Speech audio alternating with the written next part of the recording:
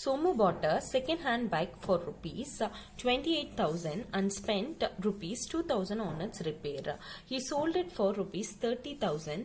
Find his profit or loss. So Somu வந்து ஒரு second hand bike வாங்குறான் 28,000 ரூபாய்க்கு. அப்புறம் 2,000 ரூபாய் கொடுத்து அதை ரிப்பேர் பண்றான். அப்போ காஸ்ட் பிரைஸ் என்னவா இருக்கும்? காஸ்ட் பிரைஸ் வந்து இது ரெண்டுத்தையும் ஆட் பண்ணா வர பிரைஸ் தான் காஸ்ட் பிரைஸ்.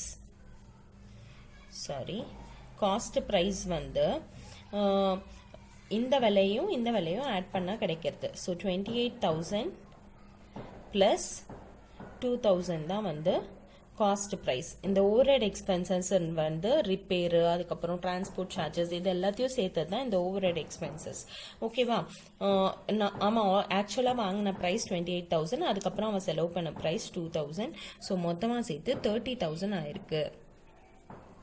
ஓகேவா? செல்லிங் ப்ரைஸ் எவ்வளோ? 30,000. ரெண்டுத்தையும் கம்பேர் பண்ணுங்க. கம்பேர் பண்ணா என்ன வருது?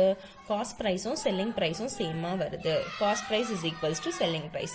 அதனால இது ப்ராஃபிட்டும் கிடையாது, லாஸும் கிடையாது.